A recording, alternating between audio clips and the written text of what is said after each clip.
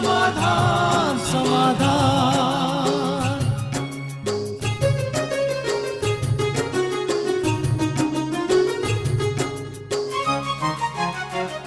समस्या से उभरना अगर चाहे इंसान, स्वयं के संग सर्व का वो दिल से करे सम्मान। कहता है ये समाधान समाधान समाधान। समस्या से उभरना अगर चाहे इंसान, स्वयं के संग सर्व का वो दिल से करे सम्मान। कहता है ये समाधान समाधान समाधान। समाधान समाधान समाधान।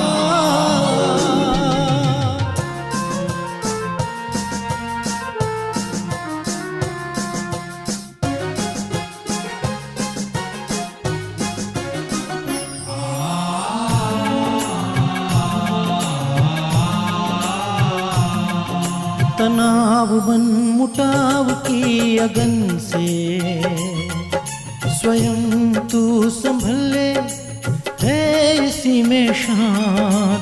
दूरियां दरारे मिटाए मन से, जीवन बन जाएगा खुशियों की खान। खुशियों की खान। कहता है ये समाधान समाधान समाधान। नमस्कार, आदाब, सत श्री अकाल। मित्रों, स्वागत है आप सभी का खत्म हुआ व्यवधान मिल गया समाधान कार्यक्रम में। एक ऐसा मंच जिसमें हमारे दर्शक हमारे बीच आते हैं और अपने अनुभवों को हमारे साथ साझा करते हैं। भारतवर्ष के कोने कोने से अब तक बहुत सारे हमारे मेहमान, हमारे दर्शक जो आपके बीच से हैं, इस मंच पर आ रहे हैं और अपने अनुभवों को हमारे साथ बांट रहे हैं, जो बहुत ही प्रेरित कर रहे हैं हम सभी को कि कैसे आध्यात्म हमारी मदद करता है मुश्किलों को दूर भगाने में और साथ ही जीवन को सरल करने में, सहज करने में। जीवन है तो विपत्तियां तो हैं ही मित्रों, लेकिन जब विपत्तियां आती हैं तो जीवन में अनुभव भी बढ़ते हैं। इसीलिए शायद मुंशी प्रेमचंद जी ने कहा था कि जीवन में जब विपत्तियां आती हैं तो ये अनुभव देकर जाती हैं, और विपत्तियों से बड़ा अनुभव सिखाने वाली कोई चीज़, कोई पाठशाला दूसरी नहीं है। तो जब विपत्तियां आती हैं तो कैसे हम अपने जीवन को सहज बनाए रखें, सरल बनाए रखें, यही समाधान भी आपको सिखाता है और साथ ही साथ आध्यात्म भी आपको यही सीख देता है। आज भी कुछ सुंदर अनुभव लेकर हमारे बीच जामनगर से हितेश जी और साथ ही छगन भाई आए हुए हैं। आइए उनका स्वागत करते हैं और खत्म हुआ व्यवधान मिल गया समाधान कार्यक्रम की शुरुआत करते हैं। आप दोनों का बहुत बहुत स्वागत है। पहले तो आप दोनों से जानना चाहूँगा कि आप क्या करते हैं और साथ ही समाधान प्रोग्राम कब से देख रहे हैं, क्या सीखा आप लोगों ने इससे? शुरुआत हितेश जी। जी, हमारा ट्रांसपोर्ट और ट्रैवल्स का बिजनेस है। रिलायंस और एसआर से हम लोग ट्रांसपोर्ट और ट्रैवल्स का बिजनेस करते हैं। हाँ हाँ। और समाधान कार्यक्रम में बहुत वर्षों से देख रहा हूँ। जी। तो मेरा जो भी अनुभव हुआ है, जैसे परमात्मा के कार्य में आप तन मन या धन जो भी लगाते हो ना, तो परमात्मा उसका आपको रिटर्न दे देता है। जी जी जी, ये अनुभव आपको समाधान से प्राप्त हुआ है। बहुत सुंदर। छगन भाई, आपका? मैं प्रोफेशन में मैं टीचर हूँ जी, और मैं मैथमेटिक्स पढ़ाता हूँ जी जी, और समाधान प्रोग्राम में पिछले 2 साल से देखता हूँ जी जी जी, और उसमें कई सारे ऐसे प्रॉब्लम्स आते हैं जो बच्चों को पढ़ने में, तो उसका समाधान इसमें जो दिखाया जाता है वो देखा, तो उसके बाद मुझे प्रेरणा मिली कि जी मैंने मेरे स्कूल में इसका थोड़ा छगन जी, मैं उसी चीज़ पे आने वाला था शुरुआत, इसीलिए मैं आपसे करूंगा क्योंकि बहुत सारे ऐसे बच्चे हैं जिनके हमारे पास फ़ोन आते हैं, ईमेल आते हैं। आपने अपने पहले अनुभव में लिखा था कि स्कूल के जो बच्चे हैं, जो 10th स्टैंडर्ड के बच्चे, उनका रिजल्ट बहुत ही डाउन हो गया था, और आपने उन्हें कुछ ऐसी राज्यों की प्रैक्टिसेस, जैसे आपने कहा जो समाधान में आप देखते हैं, आपने कराया, जिससे कि उनका जो रिजल्ट है बहुत अच्छा हो गया। वो अनुभव आपसे शुरुआत में जानना चाहूँगा। तो उसमें ऐसे हुआ था, पहले जो मैंने स्कूल ज्वाइन किया, मैं जो प्राइवेट स्कूल में था, पहले दूसरी स्कूल में था जी, तो मैंने ये स्कूल दिसंबर में ज्वाइन किया। तो दिसंबर में तो ज़्यादातर हमारा गुजरात 10th बोर्ड मार्च में एग्ज़ाम रहता है, तो दिसंबर में मोस्ट ऑफ कोर्स ख़त्म हो जाता है, बाद में रिवीजन ही रहता है। तो भाई उसी टाइम मैंने जो स्कूल ज्वाइन किया, 10th वालों बच्चों को मैथ पढ़ाना था, तो पहले मैंने उसका टेस्ट लिया, 25 मार्क का टेस्ट लिया कि बच्चे कहाँ तक है, तो वे देखने के बाद पढ़ाएगा तो अच्छा रहेगा जी। तो उसमें 50 स्टूडेंट्स का क्लास था, तो उसमें से 2-3 बच्चे ही पास हुए। तो मैं सोचने लगा कि ये कोर्स ख़त्म हो गया, रिवीजन ही करना है और रिजल्ट बहुत कम है। उससे पहले का टीचर था, उसने तो ख़त्म किया था और उसने रिजाइन करके वो चला गया था। जी जी जी। तो मैंने जो मैनेजमेंट है तो उससे बात किया कि बच्चे तो बहुत वीक है, तो मैथ्स में पढ़ाने में थोड़ा प्रॉब्लम रहेगा, 2 महीने ही बाकी है। तो बोले कुछ भी करो। इसमें बहुत अच्छी बात ये थी कि जो मैनेजमेंट है कर रहा था, जो स्कूल का मैनेजिंग ट्रस्टी, जी जी। और वो ज्ञान में चल रहे थे, यानी मतलब कि वो ब्रह्मा कुमारी थे, ज्ञान उसने लिया था। जी जी। और वो उसने बोला कि आप, मैंने भी राजयोग मेडिटेशन का कोर्स किया था, तो उसने बताया कि आप ब्रह्मा कुमारी सेंटर से जो आपको जो ज्ञान मिला है उसका भी प्रयोग करो, कुछ भी करो, लेकिन बच्चों का रिजल्ट थोड़ा आप लेके आओ। तो मैं बोला ठीक है, कोई बात नहीं। समाधान प्रोग्राम से मैंने सीखा था।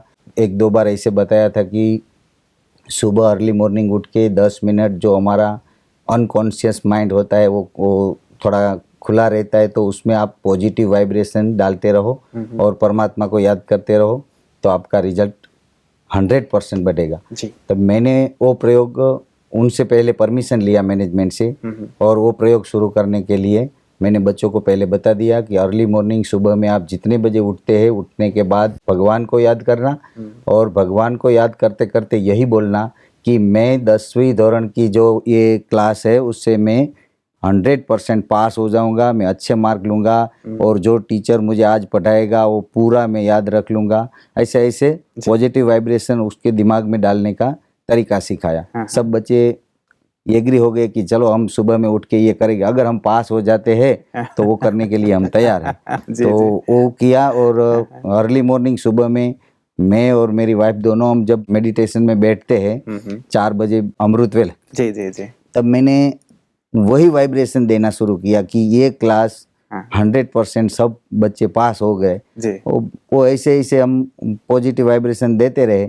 1 महीना किया, 2 महीना किया, और 2 महीने के बाद जब रिजल्ट आया तब केवल 4 बच्चे फेल हुए, बाकी सब पास हो गए। अरे वाह। और पास होने के बाद जब रिजल्ट लेके आए तब वो बोले कि सर पूरे साल हम पढ़े, लेकिन ये 2 महीने जो हमने किया जी जी। उसका ये रिजल्ट है। हम तो यही सोचते हैं कि भगवान ने हमारी प्रार्थना सुनी, उसकी वजह से हम पास हुए हैं। मेहनत तो किया था उसमें भी, 2 महीने में भी उसको मेहनत करवाया था, जो डिफिकल्ट सब सोल्व की थी, लेकिन तो ये राजयोग का जो अभ्यास है, सबकॉन्शियस माइंड का जो हाँ। अभ्यास है, उसने उनको बहुत ज़्यादा इसमें मदद की। यदि मेडिटेशन से शुरुआत की जाए क्लास की, तो बच्चों की जो ग्रहण करने की क्षमता है, सीखने समझने की क्षमता है, वो बढ़ जाती है, परफॉर्मेंस अच्छा हो जाता है, रिजल्ट अच्छा हो जाता है, बच्चों के अंदर संस्कार भी अच्छे जा रहे हैं, और परमात्मा को याद करना, इससे बड़ी चीज़ और अच्छी चीज़ और क्या हो सकती है।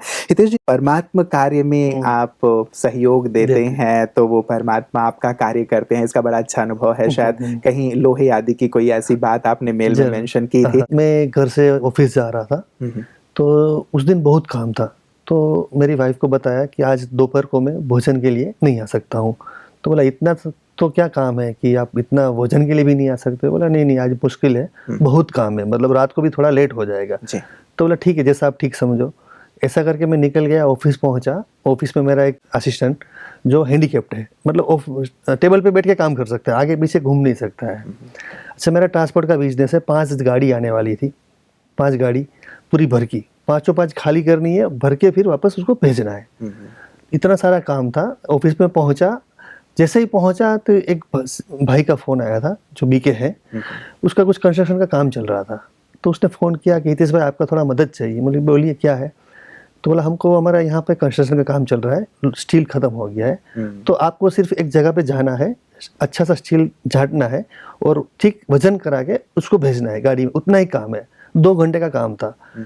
तो सोचा आज तो मुश्किल है, मतलब नामुमकिन है, 5 मिनट भी देना मुश्किल था। फिर भी मैंने कहा ठीक है, परमात्मा का कार्य है, तो पहले परमात्मा का कार्य, फिर अपना कार्य। जी जी। उसका फ़ोन रख के मैं अपना हैंडी के पास जो बंदा था उसको बताया कि मैं जा रहा हूँ, 2 घंटा लगेगा। तो उसने तो कहा कैसे हो पॉसिबल, आज तो 5 गाड़ी आ चुकी है, जी वो सबको खाली करना है, भरने के लिए भेजना है। तो मैंने बताया तुम्हारे से जितना होता है उतना करो, अदरवाइज आप बैठो आराम से, चाय पानी पियो, मैं परमात्मा का कार्य पहले करूँगा, बाद में मेरा कार्य करूँगा। बोले ठीक है। ऐसे ही करके मैं निकल गया। वो भाई से मैंने एड्रेस लिया कहाँ से गाड़ी भरना है, किससे सामान लेना है, लोहा लेना है, वो लेके मैं निकल गया। 15-20 मिनट के बाद वहाँ पे पहुँच गया मैं। गाड़ी वाले को फ़ोन किया, तुरंत वो गाड़ी वाला आ गया और लोहे वाले को जहाँ से लेना था उसको बताया कि ये साइज़ का हमको इतना चाहिए, टोटल 4 टन लोहा लेना था। वो करते करते 1.5-2 घंटा हो गया। एग्जैक्ट 12:10-15 हुआ, वो काम खत्म हो गया। मैंने तुरंत वो भाई को फ़ोन लगाया कि आपका सामान जो था वो लोड हो चुका है और गाड़ी निकल जाए, कल सुबह आपको सामान मिल जाएगा। क्योंकि वहाँ पे मजदूर बहुत सारे 20-25 मजदूर जो बैठे थे खाली में, तो परमात्मा का कार्य रुका हुआ था। तुरंत वो भाई ने कहा बहुत धन्यवाद आपका, भगवान आपको जरूर उसका रिवॉर्ड देगी करके, ऐसा उसके दिल से कह दिया। जैसे मुझे लगा कि परमात्मा ने मुझे कह दिया करके ऐसा। बोला ठीक है। घड़ी देखा मैं, चलो अभी तो बहुत टाइम हो गया, ऑफिस जाना है, गाड़ी आ चुकी है, क्या करें। जैसे ही सोचा उसी टाइम एक हवा सा झोंका आया, दिल को छू कर निकल गया। और उस टाइम कुछ 12:30 बज चुका होगा। तो 12:30 बजे का टाइम भोजन का समय है, तो बच्चे भोजन करो, बाद में अपना कार्य में लग जाओ करके। मैंने कहा चलो परमात्मा ने कहा है तो कुछ अच्छा ही होगा करके। तो जैसे ही घर पे पहुंचा तो मेरी वाइफ ने देखा कि आज तो आप आने वाले नहीं थे, क्या हुआ। बोला भोजन तैयार है। बोला हाँ वो तो बिल्कुल तैयार है, 11 बजे बच्चे स्कूल जाते हैं तो रेडी है। बोला भोजन निकालो, खाना खा के मुझे तुरंत ऑफिस जाना है, बहुत काम है। बोला ठीक है। उसने तुरंत भोजन निकाला, मैंने खाना खाया और सोचा चलो अभी 1 बज गया है, तुरंत ऑफिस को निकलता हूँ। जैसे ही सोचा तुरंत एक अजीब सी वाइब्रेशन आई कि बच्चे परमात्मा का मैसेज आया। जैसे मुझे ऐसा लगा कि खाना खाने के बाद थोड़ा आराम करना चाहिए। बोला सुबह से कुछ काम नहीं हुआ है, पता नहीं परमात्मा को क्या सूझ रहा है। मैं चला सोचा जो भी है परमात्मा का जो है सही है होगा। ऐसा करके थोड़ा दिन में लेट गया। आधे घंटे के बाद मेरी वाइफ मेरे कमरे में आई तो उसने देखा कि आज तो सो गए। उठा के पूछा क्या आपका तबीयत ठीक नहीं है। बोला नहीं अच्छा है, कुछ प्रॉब्लम है क्या। बोला नहीं तो आप सुबह बोले थे आप दोपहर को खाना खाने नहीं आऊंगा, आप खाना खाने के लिए जल्दी आ गए, रोज 2 बजे आते थे, आज आप 12:30 बजे 1 बजे आ गए, आके सो गए, अभी बोल रहे थे। बोला कुछ प्रॉब्लम नहीं है, मुझे सोने दो। बोला ठीक है। मैं सो गया। 3:30 बजे उसको उठाया, चाय पानी पी के मैं एग्जैक्ट 4 बजे ऑफिस में पहुंचा। पहुंच के देखता हूँ कि मेरी आंखें खुली की खुली रह गई। जो 5 गाड़ी आई थी, जो हैंडीकैप ने 20 साल में काम नहीं किया था, वो 2 घंटे में 5 गाड़ी खाली हो चुकी थी। 3 भर के चली गई थी। 2 गाड़ी हम लोग रात को ही भरते थे, तो उसके लिए रख दी थी। उसके मुंह से निकल गया वाह बाबा वाह। तो जो देखिए मैं 2 घंटा परमात्मा के अंदर काम सफल दिया उसका काम के लिए। तो मैं आज घर पे खाने के लिए नहीं जाने वाला था, पूरा दिन में बिजी रहने वाला था।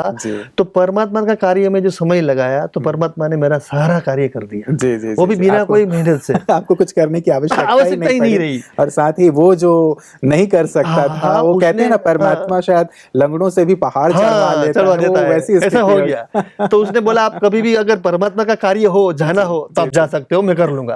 उसका इतना कॉन्फिडेंस आ गया। मतलब एक सुंदर सा मैसेज है हितेश जी। लगता है कि यदि हम ईश्वर के कार्यों में आगे आते हैं तो ईश्वर 1000 कदम हमारी मदद करते हैं और हमारी सहज रूप से हमारे सारे कार्य हो जाते हैं। इसलिए हमें भी ईश्वर के कार्य में आगे जरूर आना चाहिए। छगन जी आपके पास आना चाहूंगा। आपने लिखा था कि आपकी जो पत्नी है उन्हें कैंसर डिटेक्ट हुआ था और वो थोड़ा सा ज्यादा ही कठिन दौर था आपके लिए, और तब भी आपने राजयोग का सुंदर अभ्यास और अनुभव किया था। वो मैं अनुभव अपने दर्शकों के लिए जानना चाहूंगा। ब्रेस्ट में मेरी वाइफ को कैंसर था, उसका बड़ा ट्यूमर था जी। तो डॉक्टर को दिखाया तो डॉक्टर ने बोला कि इसको इमीडिएटली 2-3 दिन में ऑपरेशन करना पड़ेगा। तो मैं बहुत टेंशन में आ गया। मैं तब ये ब्रह्मा कुमारी सेंटर पे भी नहीं जाता था, मैंने ये राजयोग मेडिटेशन का कोर्स भी नहीं किया था, और इतना टेंशन में आ गया। मैं सोचा कि अब तो मेरी घरवाली को ये कैंसर हो गया, अभी तो डिप्रेशन जैसा हो गया था। वो कैंसर सुन के भी एक बार बहुत मन में निराशा होती है। मेरा मैनेजमेंट जो मैडम है, वो उसको मैडम से मैंने बताया कि मैडम मेरी घरवाली को ऐसे ऐसे हो गया है। वो जो मैं उनके सामने जाके रो नहीं लगा, तो वो ज्ञान में चलते थे, तो उसको इतना बड़ा वो नहीं लगा। वो बोले कि ऐसा करो, 45,000 जैसे कुछ खर्चा होगा और दूसरा खर्चा ऐसे में जितना भी खर्चा होगा वो मैं दे दूंगा। वो मैडम ने बोल दिया। और ऑपरेशन करवा लिया। ऑपरेशन के बाद 15-20 दिन में वो जब ठीक हो गई, उसके बाद हमने मैडम ने बताया कि आप एक ऐसा करो, राजयोग मेडिटेशन का कोर्स आता है ब्रह्मा कुमारीज में, वो कर लो जी। तो हमने बोला अभी नहीं, ऐसे ऐसे करके हमने 6 महीना निकाल दिया। 6 महीने के बाद हमने राजयोग मेडिटेशन का कोर्स किया और कोर्स हमने जामनगर सेंटर से जो सुषमा दीदी है उनके नीचे जो बहन है रानी बहन करके है, इतना अच्छा कोर्स करवाया। कोर्स करवाने के बाद एक भी दिन आज तक हमने वो जो मुरली चलती है उसमें वो मुरली हमने मिस नहीं की और उसमें उसने ऐसे अच्छी बातें सिखाई, तो हम ऐसे ऐसे सीखते गए। तो उसमें दीदी ने एक ऐसा सेंटेंस बोला कि भगवान जो करता है वो अच्छा ही करते हैं, जो होता है वो कल्याणकारी है। इसमें वो बोला ड्रामा जो होगा वो कल्याणकारी है। तो वो मेरी वाइफ को ऐसे लगा मेरे शरीर में कैंसर हो गया और वो भी कल्याणकारी कैसे बोल रहे हैं, क्योंकि अगर वो नहीं होता तो हम इस ज्ञान में नहीं आते। तो ज्ञान में आ गया। तो ऑपरेशन करने के बाद उसका 5 साल तक कुछ मेडिसिन लेना पड़ता है, अभी तो चालू है जी। लेकिन 1 साल के बाद जब दूसरी बार सोनोग्राफी रिपोर्ट किया, ट्यूमर फिर से क्रिएट होने लगा ब्रेस्ट में। हाँ, तो ब्रेस्ट में तो सोनोग्राफी रिपोर्ट में डॉक्टर ने बोला कि अभी इस महीने हम कुछ नहीं करते, थोड़ा मेडिसिन देते हैं, आप इसको चालू रखो जी। अगर ठीक नहीं होगा तो अगले महीने कुछ उसका ऑपरेशन या कुछ दूसरी बात सोचेंगे। ठीक है, हमने जाके सेंटर पे जो दीदी थी उसको बताया कि दीदी हम ये जो दोबारा कैंसर का कुछ एक ट्यूमर ऐसे क्रिएट होने लगा है तो हम क्या करें, मेडिसिन ले या। तो दीदी ने बताया कि ऐसा करो, अमृत वेला ख़त्म होने के बाद आप 21 दिन तक ये मेडिटेशन करो जी। और तो उसमें आप पॉजिटिव वाइब्रेशन देते रहो, अपना जो ये शरीर है वो सामने रखो और उसमें जहाँ ट्यूमर है उसके ऊपर आप फोकस करके ये ट्यूमर ऐसे पिघल रही है, मुझे अच्छा हो रहा है, मैं ठीक हो रही हूँ, मेरे शरीर में कुछ तकलीफ नहीं है, ऐसे 21 दिन का हमने दीदी ने बताया जी। तो हम दोनों ने स्ट्रिक्टली फॉलो किया।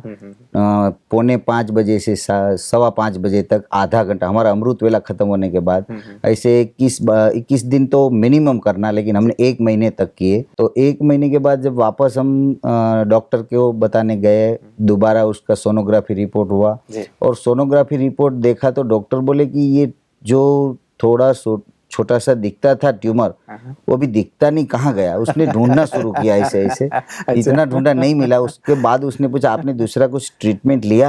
हमने बोला नहीं, कुछ नहीं लिया। मेडिसिन नहीं लिया, ट्रीटमेंट लिया है। तो बोले वो कौन सा ट्रीटमेंट लिया? हमने बोला कि हम ब्रह्मा कुमारी सेंटर में जाते हैं, उधर से हमारा दीदी ने हमको ये बताया कि आप ये कोर्स करो, ये 20 दिन तक का मेडिटेशन का, तो उसमें आपका ट्यूमर मेरे ख्याल से, मेरे हिसाब से वो पिघल जाएगा। और वही हुआ और पिघल गया। हम तो खुश रह गए कि चलो अच्छा हुआ जो हुआ, मेडिसिन के बगैर ये सब ठीक हो गया। मतलब ये योग के माध्यम से भी शरीर को स्वस्थ रखा जा सकता है, ठीक किया जा सकता है। तभी आपकी पत्नी संपूर्ण स्वस्थ है। चलिए उनको हमारी बहुत सारी याद दीजिएगा। हितेश जी, पुनः आपके पास आना चाहूंगा। आपने एक बात लिखी थी कि जमीन जो आप बेचना चाहते थे बिक नहीं रही थी, कीमत कम थी, और यहाँ पे भी आपने ईश्वरीय सहयोग प्राप्त किया और साथ ही ईश्वर के घर के लिए कुछ किया और वो जमीन बहुत ही अच्छी कीमत में बिक गई। वो भी अच्छा अनुभव आपने लिखा था, वो क्या था? मेरे पास एक जमीन थी जो बिक नहीं रही थी, मतलब जो पैसा था वो कम आ रहा था। जो 60-65 लाख रुपए की जमीन थी, लोग 40 लाख 45 लाख में मांग रहे थे। मैं सोच रहा था नहीं देना है। तो जब मैंने ईश्वरी कार्य में एक प्रोग्राम चल रहा था जहाँ शिवरात्रि का बड़ा प्रोग्राम था, जो मेरी ज्ञान में आने के बाद पहली शिवरात्रि थी। तो ईश्वरी ज्ञान में मैंने थोड़ा भोग लगाया था, वो जो बिल्डिंग था उसमें डेकोरेशन वगैरह किया था। वो करने के बाद ठीक 15 दिन के बाद वही जमीन, अब सोचोगे नहीं राकेश जी, जो 50-60 लाख में कोई लेने को तैयार नहीं था, वो 15 दिन के अंदर 1,22,00,000 में बिक गई। क्या बात बहुत सुंदर। मतलब ईश्वर, वो जो हम पहले बात कर रहे थे कि यदि हम उनके कार्य में एक कदम बढ़ाते हैं तो सचमुच 1000 कदम वो बढ़ा देते हैं और सुंदर अनुभूति करा देते हैं। तो जब ये आपको हुआ कि आपकी जमीन जो बिक भी नहीं रही थी, कीमत भी कम थी, और जब इतने में बिकी तो फिर आपकी फीलिंग कैसी थी? आपके मन में क्या आया? तो जब भी ऐसा हुआ ना, तो अब मैं सोचता हूँ कभी भी ईश्वर का, परमात्मा का मुझे सेवा करने का मौका मिले, जी। तन से, मन से या धन से। छगन जी, जैसे ही आपने अपनी पत्नी की बात कही थी, वैसे ही आपने एक और अनुभव लिखा था कि जी डॉक्टर ने शायद आपके किसी नजदीकी रिश्तेदार को कह दिया था कि बस 1 घंटे ही हैं इसके पास, 1 घंटे के बाद आप इसकी डेड बॉडी लेने के लिए आ जाइए। शायद ये स्टेटमेंट डॉक्टर ने दे दिया था। वहां भी आपने योग किया और आज वो जीवित हैं। ये बड़ा सुंदर सा अनुभव लगा, मैं जानना चाहूंगा। इसमें ऐसा हुआ था कि मेरी वाइफ की बड़ी बहन है, उसकी एक लड़की थी। उस लड़की को डिलीवरी ही नहीं हो रही थी, अंदर बच्चा एक्सपायर हो गया था। तभी 2-3 घंटे के बाद उसके बॉडी में पूरा ऐसे जहर हो गया ऐसे। तो डॉक्टर कुछ ट्रीटमेंट नहीं देते थे और बोले कि अभी तो ये एक्सपायर हो जाएगी, अभी इसमें कुछ है ही नहीं। तो उसका जो पापा था उसने मुझे फ़ोन किया और इमीडिएटली बुलाया कि आप जल्दी आओ और डॉक्टर को बोलो कि मेरी बच्ची अभी अभी मर जाएगी, कोई ट्रीटमेंट नहीं दे रहे हैं, पॉइंट लगाया था, सब निकाल लिया है। तो मैं इमीडिएटली उधर गया और उधर जाके मैंने देखा वो श्वास ले रही थी, पूरी कोमा में थी। वो बोले 2 दिन से कोमा में है, जिंदा है इतना ही है। वो डॉक्टर बोल रहे हैं कि अभी 1 घंटे में वो ख़त्म हो जाने वाली है, आप घर वालों को बता दो, उसको ख़त्म होने, उसके कुछ ट्रीटमेंट करने का कुछ फ़ायदा ही नहीं, क्योंकि उसको कुछ अच्छा होने वाला नहीं। जी जी। तब मैंने बोला कि अभी आदमी जिंदा है। डॉक्टर से मैंने बात किया जो ट्रीटमेंट दे रहा था उसको, तो मारने वाला और जिंदा रखने वाला वो तो ऊपर वाला है, आप तो नहीं है, आप निमित्त है, आप ट्रीटमेंट करो। तो उसने ट्रीटमेंट शुरू नहीं किया। तो मैं बोला मैं सुपरिटेंडेंट से बात करता हूँ। मैं इमीडिएटली सुपरिटेंडेंट से बात किया और उसको बताया कि आपके डॉक्टर, वो जो औरत अभी जिंदा है, अभी वो उसकी सांसें चल रही है, फिर भी उसने सब ट्रीटमेंट ख़त्म कर दिया है, तो आप थोड़ा फ़ोन करके बताओ। तो ट्रीटमेंट शुरू कर दिया और इमीडिएटली मैंने उसको ऐसे थोड़ा जो ज्ञान बाबा का मिला था उससे मैंने दृष्टि दी और बाबा को बोल दिया कि बाबा, इस औरत के घर पे छोटी छोटी 4 लड़कियां हैं, अगर ये औरत मर जाएगी तो उसकी संभाल कौन करेगा। ऐसे दृष्टि दे के थोड़ी देर के बाद उधर रुका और मैं सीधा गया ब्रह्मा कुमारी सेंटर जामनगर में हमारा जो है, उधर जाके मैंने बड़ी दीदी से बुला के बात किया। तो दीदी ने बताया कि ऐसा करो, सुबह में अमृत वेले में हम बैठते हैं ना, तब अमृत पानी बना के देंगे, उसका 1-1 चम्मच 2-3 बार पूरे दिन में पिला देना। डॉक्टर ने बताया है कि पानी का 1 बूंद उसके मुंह में जाएगा तो औरत मर जाएगी। तो भाई फिर टेंशन में आ गए कि अगर पानी जाएगा मर जाएगी तो क्या करेगी। तो 1 मिनट ऐसे आंख बंद करके बाबा को बताया कि बाबा आपने दिया है, अगर जिंदा रखना है तो ठीक, और जो करना है वो पानी, उसको बोला कि डॉक्टर की नज़र चुरा के उसको पानी पिला देना। ऐसे 2 दिन किया। तीसरे दिन भी ये किया तो तीसरे दिन वो थोड़ा जो कोमा में थी उसमें से थोड़ा मोमेंट में आ गई, वो दर्द हो रहा था तो उसके लिए चीखे कर रही थी, पहले कुछ नहीं हो रहा था। 4 दिन के बाद वो थोड़ा थोड़ा रिकवर होने लगा और उसके डॉक्टर ने बताया कि इसका लीवर फेल है, इसका किडनी फेल है, उसको हेपेटाइटिस मतलब जो पीलिया कमड़ो हमें गुजराती में बोलते, सो उसको ठीक होने का कोई चांस ही नहीं था, फिर भी ये ऐसे ऐसे हो रहा है। तो अमृत वेले में दीदी ने बोला कि आप 21 दिन का कोर्स करो, उनके लिए योग करो और उस योग में उस औरत का ही वाइब्रेशन भेजते रहो और शुभ भावना रखो कि वो ठीक हो जाएगी। ऐसे ऐसे हमने कंटिन्यूस किए। तो मुझे ऐसे फीलिंग हुआ, ये विजन दिखाई दिया कि ये औरत 21 दिन के बाद खड़ी हो गई, पैदल चल के ऑटो रिक्शा में बैठी और हम सबको बताया कि अब मैं ठीक हो गई, घर पे जा रही हूँ, ऐसे ऐसे मुझे दिखाया। लेकिन जब मैं गया तो वो तो हॉस्पिटल में लेटी पड़ी थी और वही हुआ 21 दिन के बाद वो औरत खड़ी होकर ऑटो रिक्शा में बैठ के ही घर पे गई। अच्छा। लेकिन डॉक्टर ने जब वो ट्रीटमेंट में वो सफल हुई, अच्छी हो गई, तो 10-15 दिन के बाद डॉक्टर ने बताया कि ये जो केस हुआ है वो मेडिकल साइंस में उसको ऐसे बोल दिया था कि ये जिंदा नहीं रहने वाली है। जी, जी। इसका किडनी काम नहीं कर रहा था, इसका लीवर काम नहीं कर रहा था, इसको हेपेटाइटिस था, शरीर में इतना पॉइजन हो गया था कि जिंदा रहना मुश्किल था। बिल्कुल। तो ये हुआ कैसे, हमको भी पता नहीं चलता। मतलब आपने जो योग किया सुबह, उनको जो एक चार्ज करके जो पानी पिलाया गया, उसका एक सुंदर इफेक्ट हम सब के लिए बहुत बहुत प्रेरित करने वाला है कि कैसे राजयोग के माध्यम से स्पिरिचुअल जो अभ्यास है उनको करने से कैसे कोई व्यक्ति अपने जीवन को सुंदर से सुंदर बना सकता है, जीवित रह सकता है, बीमारियों को भी दूर किया जा सकता है। आप दोनों यहाँ आए, आप दोनों का बहुत बहुत शुक्रिया। मित्रों, विपत्तियां सचमुच जीवन में बहुत कुछ सिखा के जाती हैं। वो किसी ने कहा है ना कि विपत्तियां किसी को तोड़ देती हैं और कुछ लोग ऐसे होते हैं जो विपत्तियों के समय रिकॉर्ड तोड़ देते हैं। तो हम क्यों ना ऐसे बने कि विपत्तियां आए तो हम रिकॉर्ड तोड़ दें, अर्थात एक एग्जाम्पल सेट करें। हमारे दोनों ही जो आज हमारे मेहमान थे, उन दोनों ने ही विपत्तियों के समय, बातों के समय एक सुंदर रिकॉर्ड बनाया, आदर्श प्रस्तुत किया। हम भी क्यों ना विपत्तियों में स्थिर रहें, अचल रहें, अडोल रहें और अच्छा एग्जाम्पल सेट करें, आदर्श प्रस्तुत करें, ताकि दूसरे भी विपत्तियों में घबराएं नहीं, लेकिन जूझें, संघर्ष करें और जीत प्राप्त करें। और इसमें राजयोग, आध्यात्म हमें बहुत ज़्यादा मदद करता है। तो क्यों ना हम आध्यात्म को अपने जीवन में ला करके विपत्तियों को जीतते चलें और जीवन को आसान बनाते चलें। जल्दी पुनः आपसे मुलाकात होगी, तब तक अपना ख्याल रखिएगा। नमस्कार।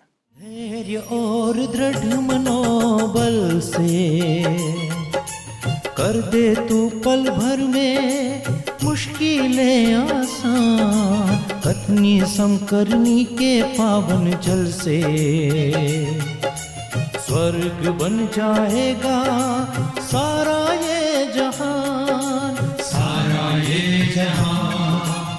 कहता है ये समाधान, समाधान।